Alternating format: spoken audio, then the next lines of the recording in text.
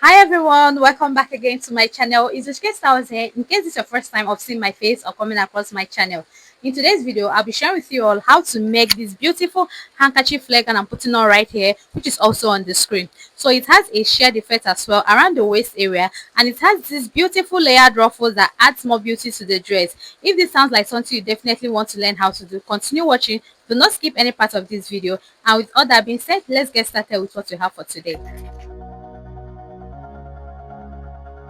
This is 100% African print fabric, as you can see, and I cut out two pieces for the front and for the back. So we'll be drafting for the upper part of the gown first before the lower part. To get the amount of folds here, I divided my hip circumference by 4, which is 10.5 inches. I added 5 inches extra, then 1 inch extra as well. 1 inch will be for the stitching allowance. Then I cut it out in a square shape. So from the top part of this my fabric, I'm just going to be marking 1 inch, and I'll root that point into a straight line. This is an off-shoulder dress that is smoked or shared as well. So I'll be subtracting 6 inches, which is going to be for my neck depth from all my vertical measurements. That 6 inches I'll place on that first line, which is my shoulder line. I'll be marking my bust point. My bust point here is 10 inches. I'll also get my under bust of 13 inches. I'll mark my half length of 16 inches. Then I'll mark my lower waistline of 20 inches. But if you're not certain about the length of your lower waistline, you can just come down by 5 inches from your half length, just like this, and that is your lower waistline. Then I added 2 inches extra, which is for the sharing effect allowance. All these points here, I will extend or roll them out, and in total they are 5 in number. And that is simply it for the upper part. So I'm going to be opening this up now because we need to cut out the ruffles. Okay, so I'll take the measurement from one end of this fabric all the way to this other end, and it is 33 inches. So to cut out your ruffles, you can multiply 33 by 4 or by 3. But let me show you all how I did mine. For this piece here, which will be for the first tier or the layer of the ruffle, I have it about 82 inches. So this first measurement here is 60, and I'll take the second one, which is 22. So in total, I have around 82 inches length of this ruffle, and in width it is 6 inches wide. So I'll be having 3 tiers or layers of these ruffles for the front and for the back as well. So these other ones I have right here are 5 inches in width, and it is 10 inches shorter than this first layer of the ruffle I have, which is 6 inches wide. So in total, all the ruffles you're supposed to have is supposed to be 6 in total, 3 for the front and 3 for the back. So I folded this first layer of my ruffle into 2, and I notched the middle point. I'll be running a gather stitch at one part at this upper part, and be folding the other end twice so that I can have a neat finishing. So this is what I mean. I've run a gather stitch at this top part and also folded the other end. Now for the body part of my dress, I'm going to be folding in that 1 inch which I marked earlier from the top part of my fabric like this. When I fold it, I'll be folding in extra 1/4 inch, and I'm going to be stitching this down to create a channel where elastic will pass through. So this is it. The channel has been created here. I'm also going to be folding it into 2 to get the midpoint here. So this midpoint, I'm going to be aligning it right side facing the right side of this first layer of my ruffle. Okay, so this is how you are going to place it. So the right side of this my ruffle is facing the right side of this my fabric. Then I pinned it now. I'll be pulling on one of the threads of the gather stitch I've run so far so that it can align in length with the body part of this my dress, just like this.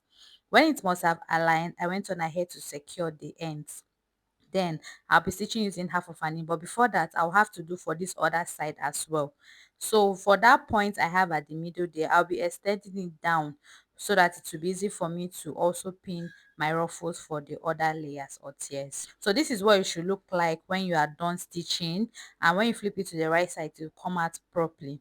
So for my second layer of ruffle, I'm also going to be getting the midpoint. I've run a gather stitch as well at the top part and for the other end, and I'm going to be pinning this middle part I notched to the center line here, and that second line is my bust point line. Okay, it is my bust point line. That is where I'm pinning the second ruffle I have right here, which is 4.5 inches wide after stitching this. So I'll also arrange it as well the same way I did for the first layer. I'll repeat the same thing for the third layer, and the third layer of the ruffle is going to be exactly on the under bust line.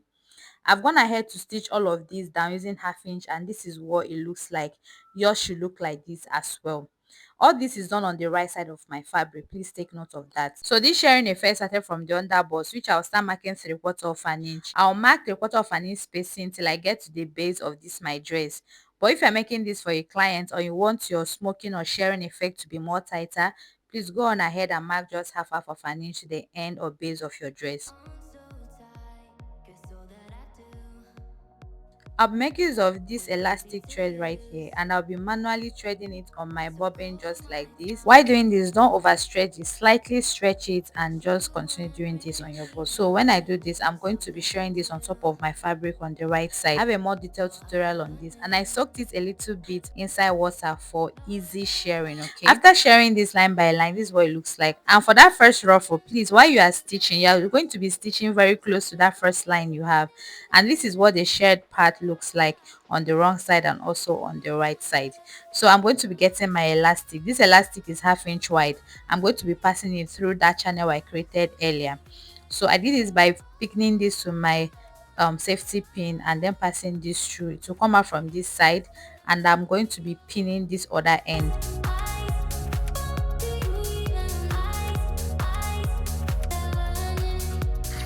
After securing this part, I'm going to start stretching this my elastic. So while doing this, you're going to be careful enough so you don't stretch it too much that you don't feel comfortable or you don't have this elastic so tight on your chest area. You're going to do this and make sure that it is stretching enough to clip onto your body, but it's not supposed to be tight at all. Okay, if you understand what I mean.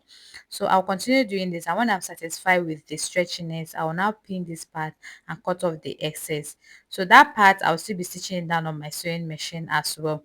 I'll repeat the same thing for the back part, and you're going to be aligning them right sides facing each other and stitch both sides using just 1.5 inches as I've done right here. So you can see how I properly arranged the ruffles as I was stitching. Please also do the same thing. It shouldn't look so tacky at all.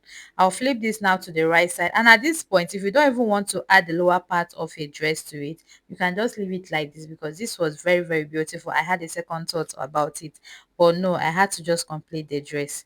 So now I'm done with the upper part of the dress. I'll move over to the lower part, which is the handkerchief flare. So this fabric I have right here, I already calculated everything I was going to do behind the camera, and I added extra to this part because you know how short Ankara can be in length. I added like extra 10 inches at that point. So I'll start by folding this my fabric into two border to border like this and arrange it properly. After arranging this, I'm going to fold it from the top part like this, and now I have 4 folds for the lower part of the dress. I'll arrange it properly to avoid any sort of folds underneath. Then I'm going to start working on the waist area. This part is entirely closed. This top part is slightly open, and this lower part is entirely open as well. So you know that the upper part of my dress is 21 inches long. I'm going to be subtracting 21 inches from 37 inches, which is the length of my dress. Now I have 17 inches, and I'll add extra 1 inch, which is going to be for my sewing allowance, and that will be 18 inches. Divide my waist circumference by 4. Whatever I have, I'll be placing my tape right here at the tip of this fabric, and I'll be marking it all around. My waist circumference is 32 inches. I repeat again, divided by 4 is 8 inches. I'm marking it all around this part, and I connected it as well. Now the next is to mark the length of this lower part of my dress, which is 18 inches. I marked it on this side, and I'm also marking it on this other side as well.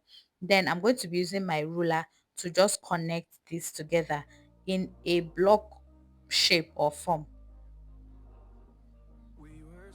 Then I'll cut out after connecting, and that is it for the handkerchief flare. Then the waistline is next.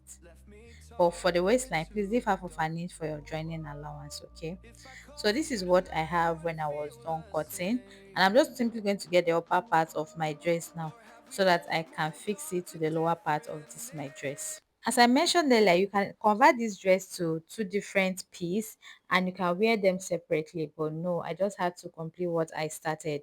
So for the upper part of this my dress, I'm going to be flipping it to the wrong side and also turning my skirt inside out from this upper part of my dress on the waistline.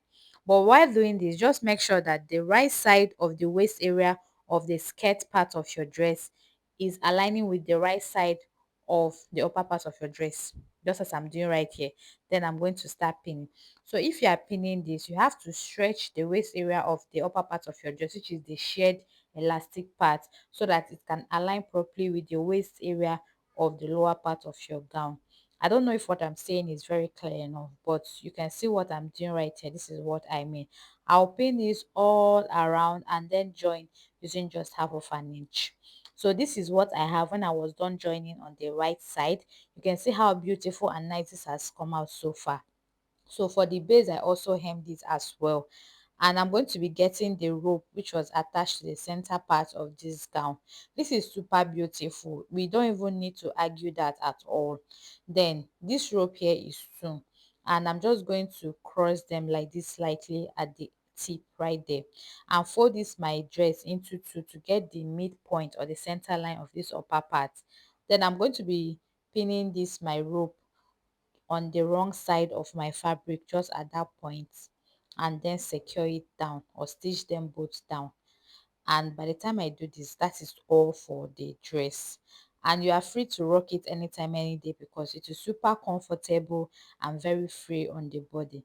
Thank you all so much for watching, and I hope you found this tutorial really helpful. Don't forget to hem the base of your dress. I'll see you all next time on this same channel. But till then, keep on having lovely moments ahead of you all. Have a lovely time ahead of you all, guys. Bye.